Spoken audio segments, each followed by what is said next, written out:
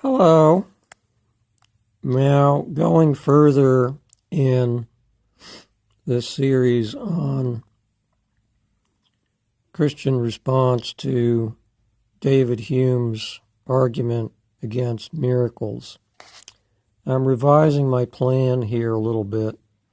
Only video 3 or so am I going to start reading from the appropriate section of his inquiry concerning human understanding.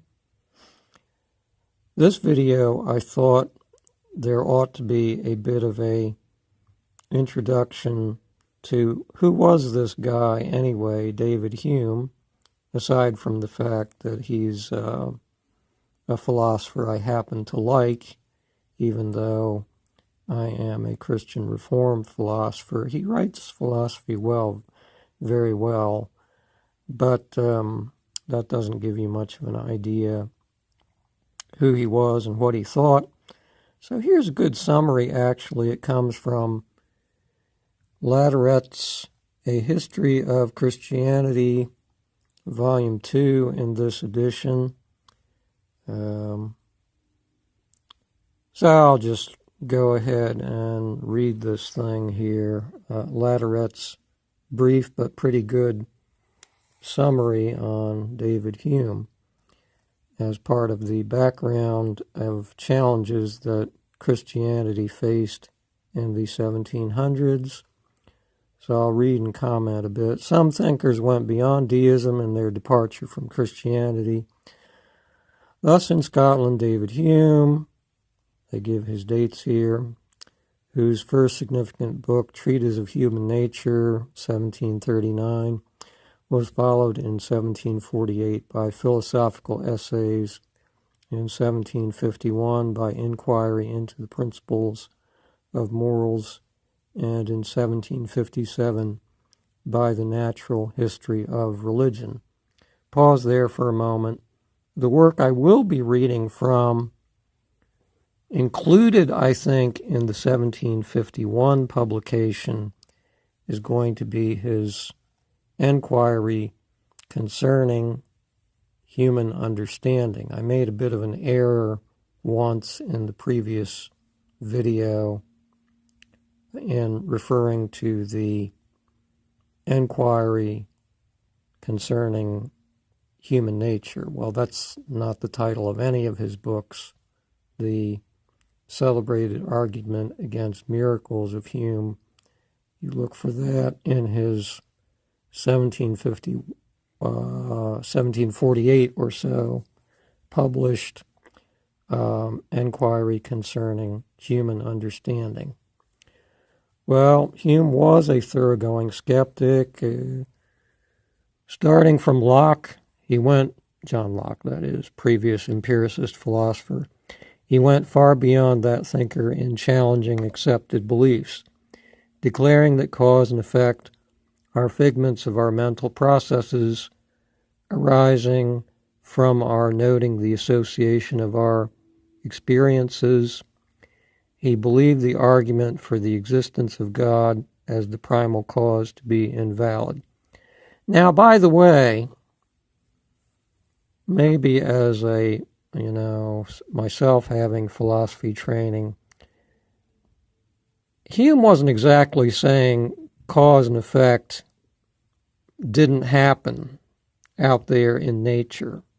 That would be very difficult to prove from Hume's skeptical point of view. But rather, he was saying that our idea of cause and effect, as far as we could learn anything from experience, was very much as Lateret describes here, figments of our mental processes. In other words, empirical knowledge of what was necessarily, two events, X causing Y. What was X causing Y? Well, that was very difficult to discern merely from our human experience, which is limited to what we can learn from the senses. Okay, resuming Latourette summary here. He thus undercut not only Christianity, but also deism. What's deism, by the way? My comment. Deism is to maintain belief in God, but to reject revealed religion, such as the Bible, the Quran, whatever. Back to Latourette. He challenged the deist contention that the primitive universal religion of mankind was monotheism, and maintained that polytheism preceded monotheism in history. He also attacked the belief in miracles in his day, put forward as one of the chief evidences for the truth of Christianity, not just in his day, by the way. Pure in his own conduct, well, I'll get to that later. He held to a frankly utilitarian ethics.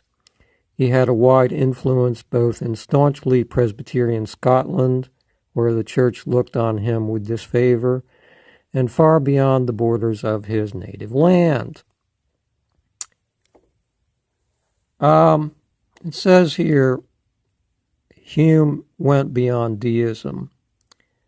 Well, in a sense, he was a deist, and in a sense, he was not. Let's put it this way. If you asked him, Hume, are you an atheist? Hume did not consider himself an atheist.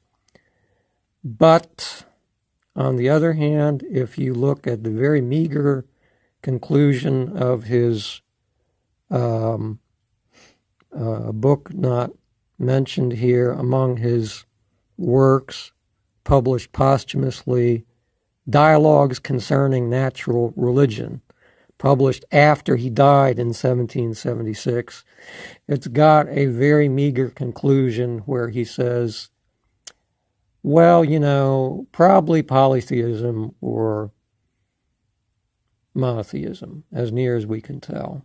In this respect, going beyond what the deists would tend to say, who rejected revealed religion, but themselves tended still to adhere to, well, at least there's only one God, all right?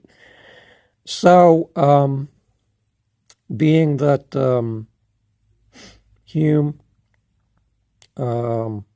went beyond deism, if you asked him, was he an atheist, he wouldn't consider himself one, but on the other hand, in the Christian sense of the word, yeah, perhaps he was.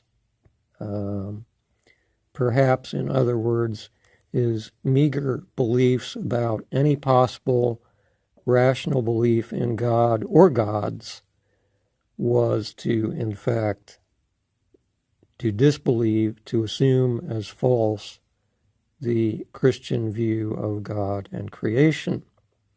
Keep that in mind for the future. And we'll dig into the inquiry